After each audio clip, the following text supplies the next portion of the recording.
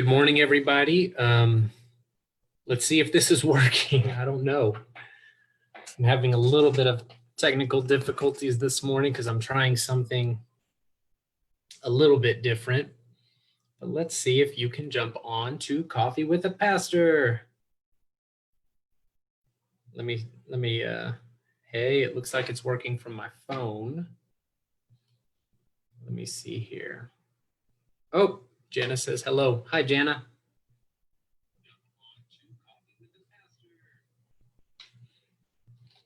Hey, everybody. Hi, Rita. Hi, Aurelia. So we got back last night from camping in the Ozarks, Arkansas. We were in kind of northwest Arkansas area, and while I was there, I recorded hi Mary. I recorded a Coffee with a Pastor video that I'm going to try to play. Fingers crossed that this works out. Arms crossed, legs crossed, eyes crossed, everything crossed. We will see as folks jump on. I am going to attempt to share my screen and see if it plays. So let's go to share screen here. And what I will need from you all is tell me if you can hear the video. If not, I'm going to have to just read what I was going to talk about, which is not as much fun. So first, let's go to share screen. Share screen, share. Number two, let's pull up the video.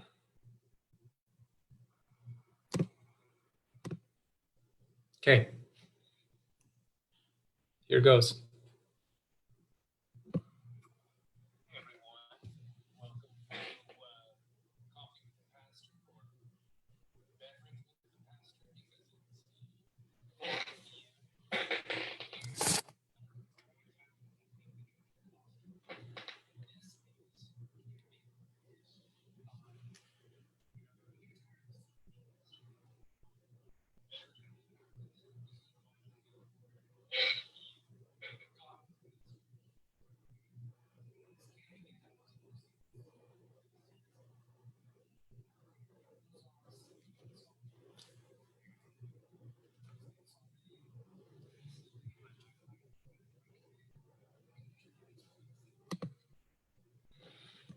All right, so it looks like you can't hear me just judging by some of the that's a weird place to pause that, isn't it? Let's get out of this. Dang, well, I'll stop my screen share since you can't hear, but at least I'm in a good light. Well, here's what I'm gonna do. As we say in the Air Force, Semper Gumby, always flexible. Did I stop my screen share? Yeah. I am going to read you my lessons from, I had like 9 or 10 lessons from camping that I just wanted to read some stuff, some lessons. The volume was up all the way. Just upload the video for us. That sounds way too complicated, Aurelia. Here, I'll upload it later if you want to watch it. For now, since we are in real time, let me just read some of the lessons that I had, that I shared from Camping Edition of Coffee with a Pastor. Number one was that nature, I noticed, did not waste. Nature did no wasting at all. Everything that dropped and fell to the ground became compost that nourished the earth, nourished all living things around it. There are these huge ants that were everywhere around us in the woods. And I saw this ant one day carrying a fly carcass twice its size.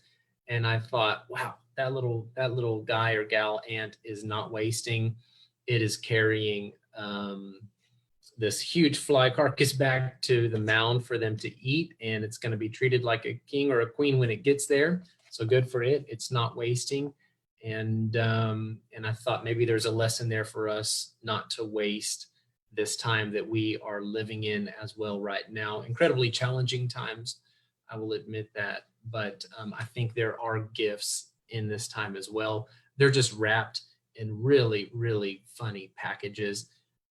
They look like fly carcasses, but I think there is something here for us. Number one, don't waste. Number two, find a rhythm.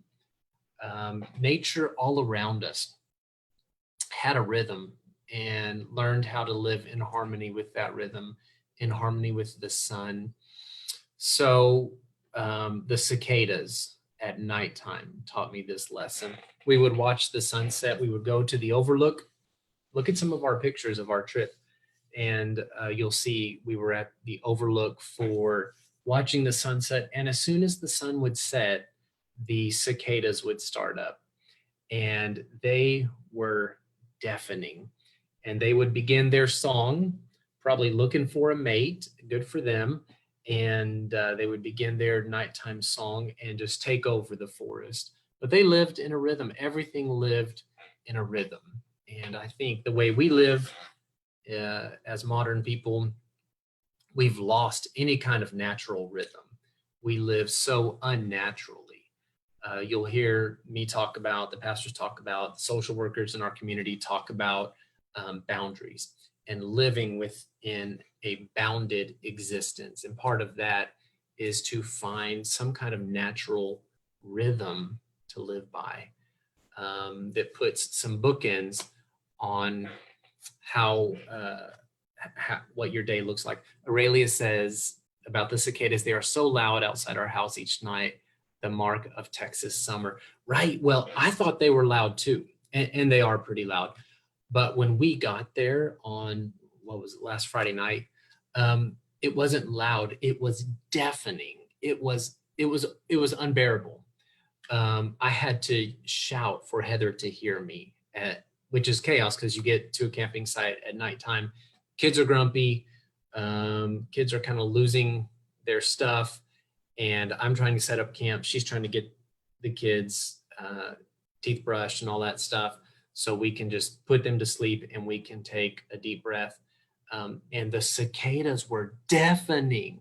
It was incredible. We were definitely in their space. Where was I? Find a rhythm. Number three, I after a couple of days, I realized there's not a lot out here that's going to kill me. So I just had to learn to chill out. Like Milo, our dog. He's learning to chill out in all kinds of new places. He's our little trauma dog, trauma survivor, and he's learning to chill out, and he's my spirit animal, and I too need to learn how to chill out. There's nothing out here that's really going to kill me, probably. There are some black bears. They're just looking for food. They're not going to eat me. So just chill out, Matthew. Just chill out. There's a good lesson there. Number four, I thought a lot about that line from the Mary Oliver poem where she says, I don't know how to pray. I don't know what a prayer is, but I do know how to observe and watch and listen and bear witness. That's a paraphrase. And I thought a lot about that, as time goes on, and I know I'm a pastor and I should know everything there is to know about praying. But as time goes on, a lot of what I learned about prayer early on doesn't resonate with me anymore, doesn't fit. And I think a lot about that line from the Mary Oliver poem, making this list that I should pray about. It doesn't resonate as much about me anymore, but I know how to, I'm learning, I'm a student now of sitting, observing, watching, taking in, letting everything around me be my teacher and my guide.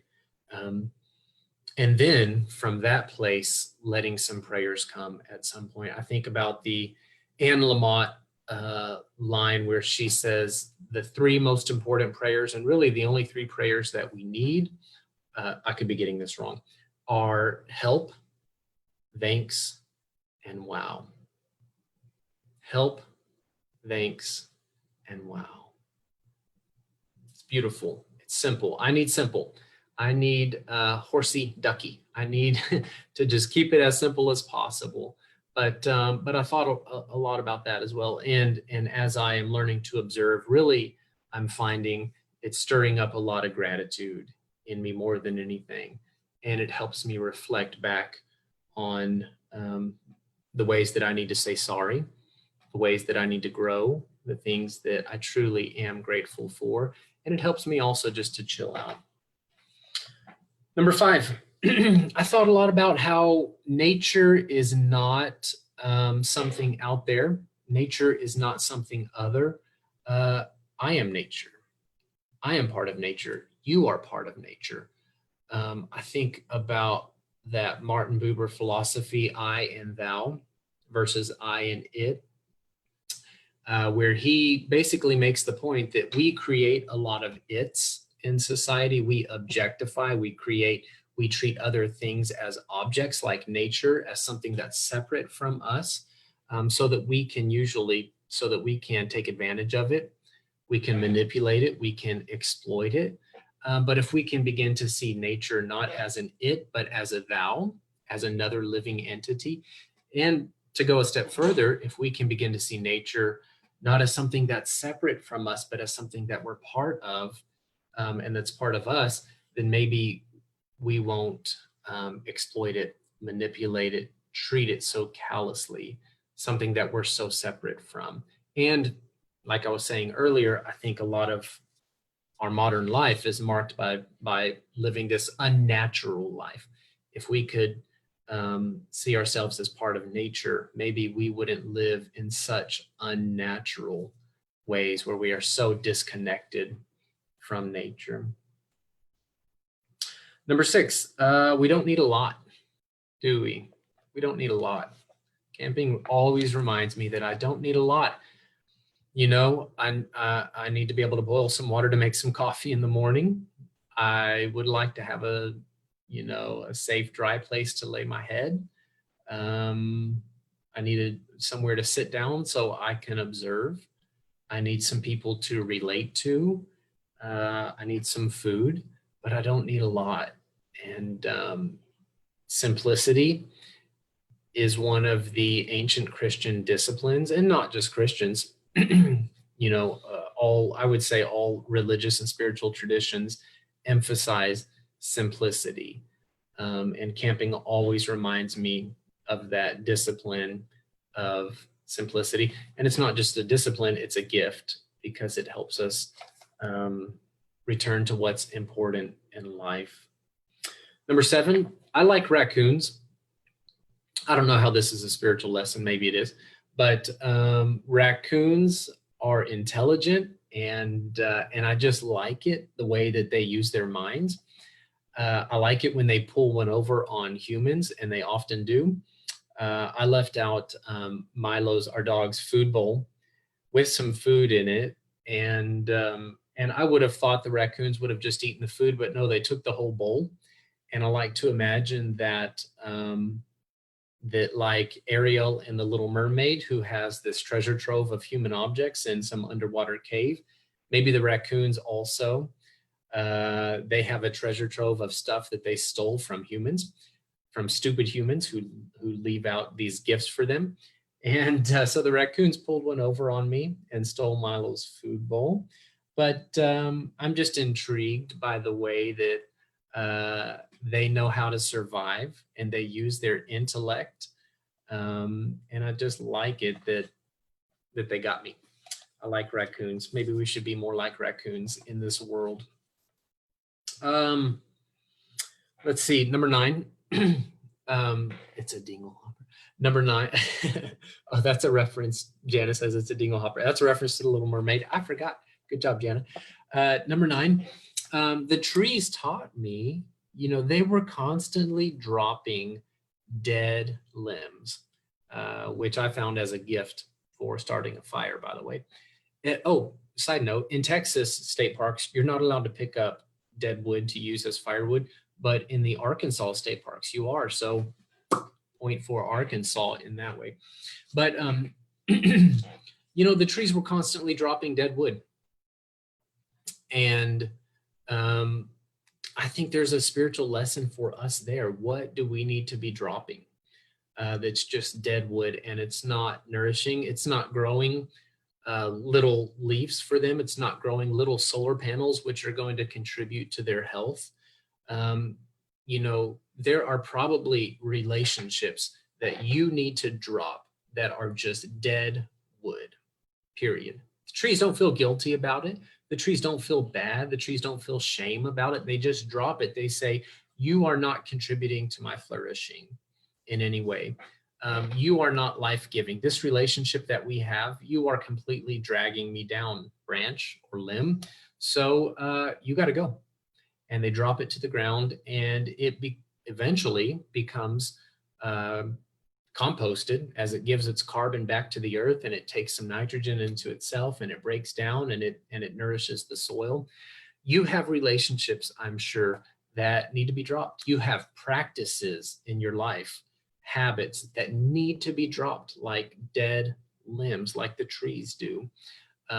You have habits of mind. You have things that you do that need to be dropped, and don't feel guilty about it.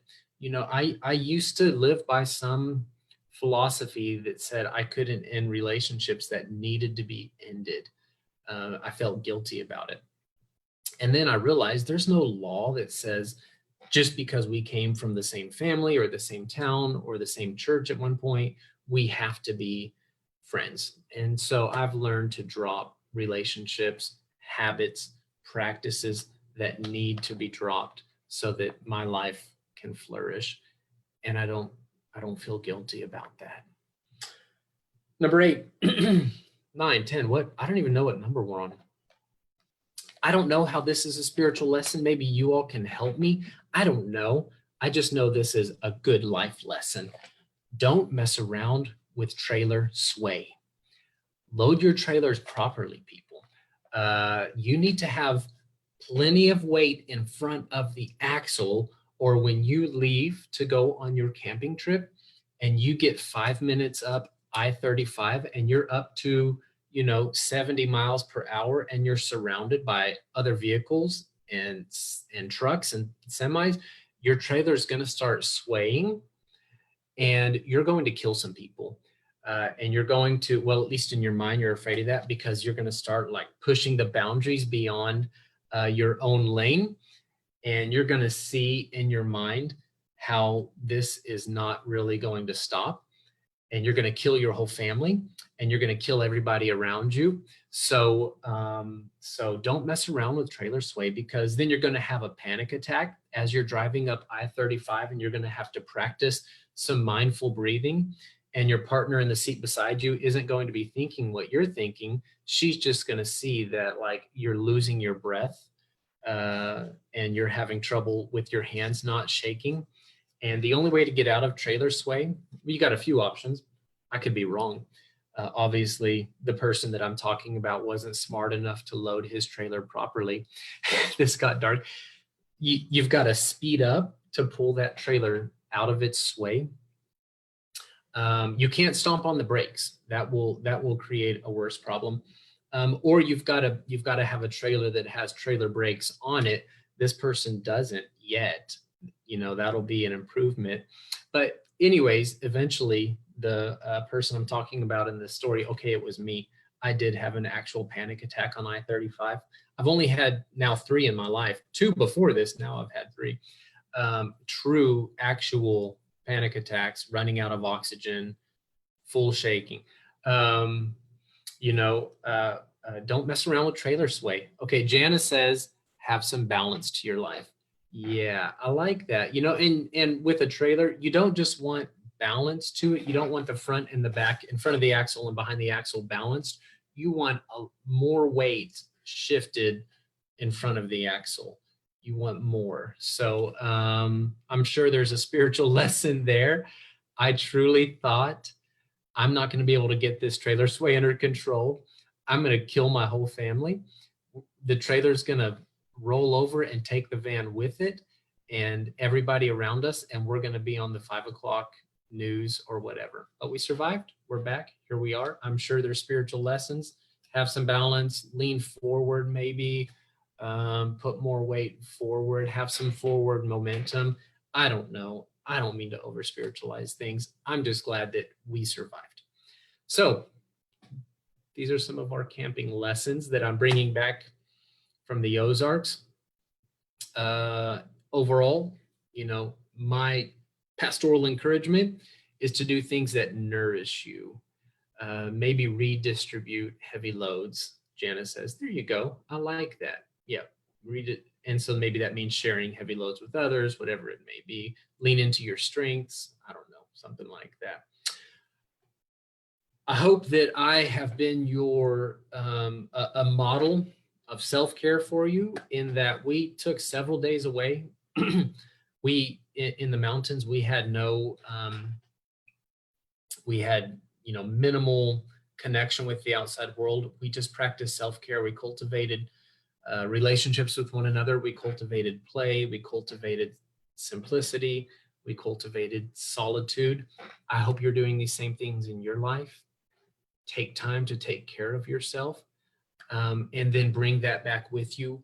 One of my goals when I go into the woods is to bring the woods back with me. So in other words, to bring them into myself, so that when I come back home, I have brought the peace of the woods with me. And I think I have in some ways. All right, this has been fun sharing some lessons with you. I hope you've learned some things and you've got some more comments to share. I hope you have a great Thursday. I think what we have next lined up would probably be the happy hour hit tomorrow night with Kiana. We do not have service this weekend. I'm checking my comments to see if I'm saying something wrong. I don't think we have service this weekend, but we'll see you back after that on Tuesday. Coffee with the Pastor. Love you all. Oh, Aurelia is taking the day off. Good. Okay. Good for her. So there's another pastoral model where we are giving you a pastoral dispensation to go take care of yourself. Love you. Bye-bye. How do you end this thing? See if I can figure this out. Are we still on? Go take care of yourself. Love you. Bye.